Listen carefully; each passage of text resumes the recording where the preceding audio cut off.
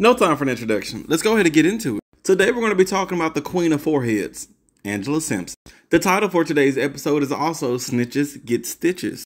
Let's get started. Angela was born November the 29th of 1975, somewhere in Arizona. She was in and out of foster care, and she had mental illnesses. The first time she was hospitalized for mental illness, she was only 10 years old. So with this great start in life, she became a prostitute. Not sure when, not sure how, but unfortunately it was young. Now, like Father Future says, she was for the streets. And over time, all the women that she was on the streets with and some of the women that she grew up with in the foster care, she kind of saw them like her sisters. So when they were getting arrested and being thrown into jail, she was like, who can I blame for this? Is it the consequences of our actions? No. Is it drugs? No. It's them damn snitches. She had all his forehead and that was it.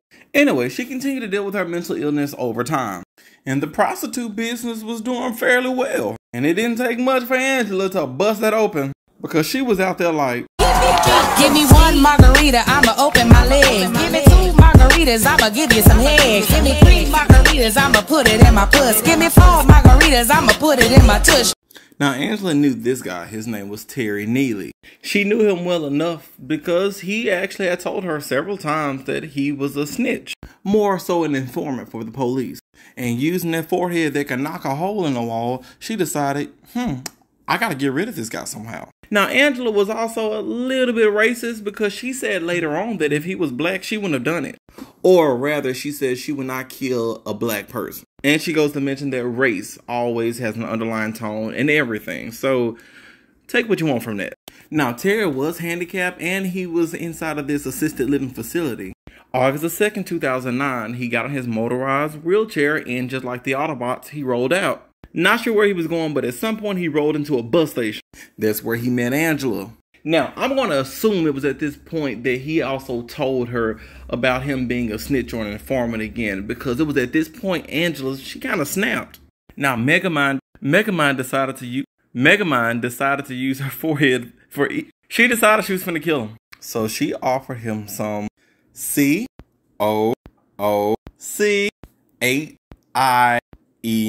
What does that spell? Coochie! And Tara was down with it, so he was like, yeah.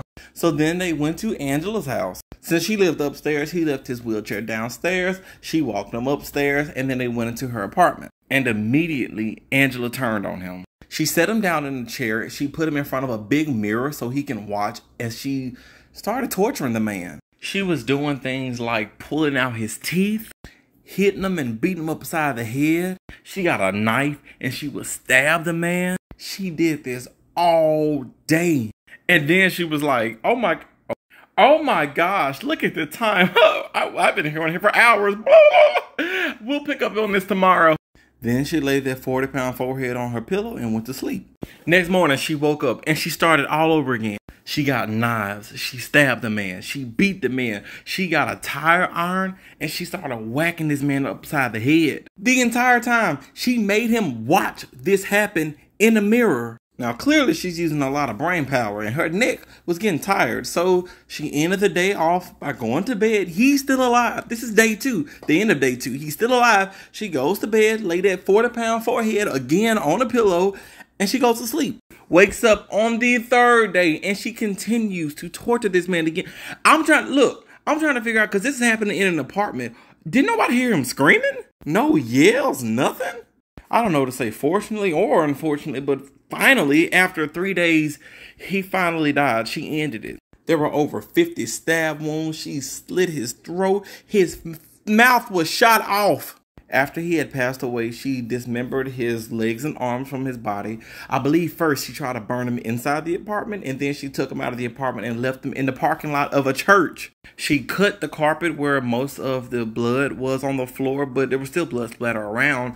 She got rid of it. Yeah, and then she set his body on fire in the church parking lot. Around 5 a.m., somebody called the police, the firemen, whatever. They came to the church parking lot to light out the fire. And when they lit it out, that's when they saw his body in the trash can. They were able to identify him by his fingerprints. Now, I'm not sure what she had done. I think she had busted open for somebody else.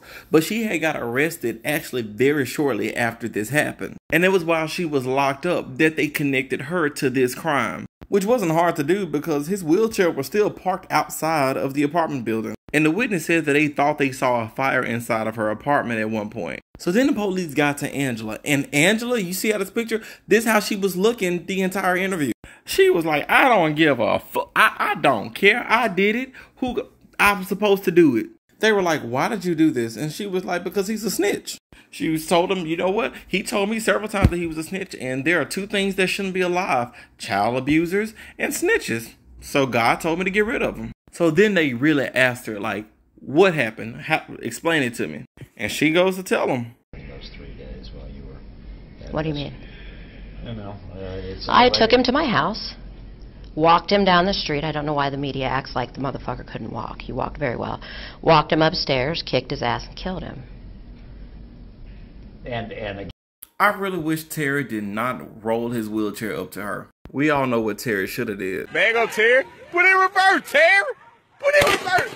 Oh, Lord. And when they finally asked her again, you know, like, are you mad about being in prison? She told them no, because I got a lot of family members in prison. So spending life with my family doesn't seem like a punishment. And she ended that famous interview kind of like this. thank you, Angela. Good shit, dude. That's going to be crazy, isn't it? That's going to be wicked. Make it look good, please. You know what? Don't put the ending on. Thank you. Thank you. But I don't Saw me again. This guy's incorrigible. Huh? Okay. Yeah, I'm incorrigible. And at the end of the day, she was given life without the possibility of parole, so she'll never be able to get out. And she got 14 extra years. Like that'll hurt her. Crazy, right?